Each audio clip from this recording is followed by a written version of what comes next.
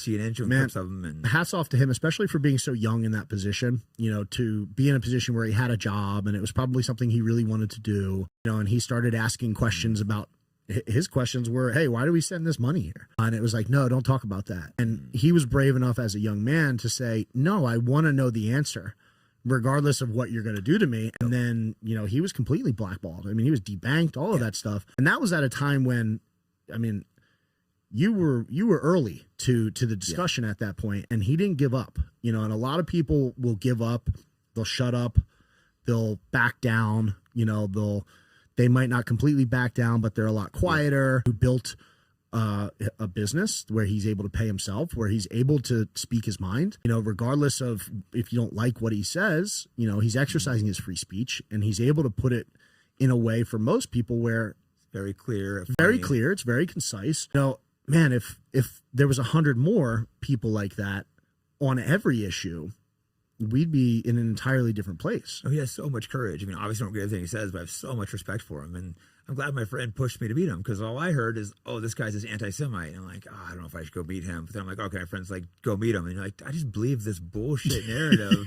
And I believed it. I questioned stuff. And it's like, you meet him and talk to him, and it's like, this is not the demon I was told he was, you know? Yeah. And I think they're losing control of that big time. It's really starting to unravel because more and more people are coming in. You know, the water gets warm and it's a little easier to have those discussions. Oh, it is. You know, and not everybody's going to be the first person there, but it is important that you continue that momentum. You know, I saw a debate with him and Dinesh. Okay, so I know they had. I didn't watch it though, but probably one of the most well done debates I've ever seen. They obviously disagree. But they were able to cut through the noise, to stop the BS back and forth.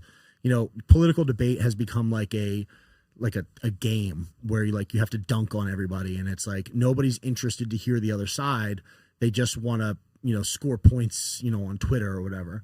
You know, and there's a certain amount of that I think is good, you know, sort of making fun of people and making it a little lighthearted. Yeah. But they were able to sit down and have a debate. And at the end of the debate, you know, Dinesh said it and Nick echoed it. You know, Dinesh said, thank you. You know, thank you for having this discussion with me. Thank you for sharing your ideas. You know, I don't agree with all of them, but you're not an idiot. And at the end of it, they came to a common ground to some extent where Dinesh said, you know, I don't think we should have aid to the United States or aid to Israel without certain terms. Yeah. And it's like, hey, he moved a little bit. That's a hell of a lot of a better position than support Israel no matter what. Yep. You know what I mean? And it may not be ideal or may not be perfect, but that's a step in the right direction. And conversations like that are wildly important because it's not about the two guys sitting across from the table who were just yapping back and forth. It's about the audience who was able to maybe hear some new information, you know, and maybe put their guard down a little bit on their position, you know, because it's to the point where each side has dehumanized the other side to such a degree that nothing they say is even taken into account. You know, it's like all Palestinians are, you know, terrorists. And it's like, man, if that's your position, like you're never going to get anywhere with and the conflict's never going to be resolved. You know, that's fighting fire with fire. And in this case, that's not going to put it out. And mainstream politicians say stuff like that. Imagine if you're they all do. Jewish kids' lives don't matter. That's just an absolutely insane thing. I couldn't imagine anyone saying that, but they say it about Palestinians. It's like bomb them. It's like, what? Like, you have guys like Randy Fine. Yeah, I just think it's like funny. Randy Fine is congressman in Florida. You know, and oh, he's disgusting. A disgusting human being. Completely disgusting human being. You know, and he's saying stuff like, I don't care how many kids die, kill them all. And it's like, talking about nuking them. And what are you, like, how is that even something that's remotely okay to say about any child?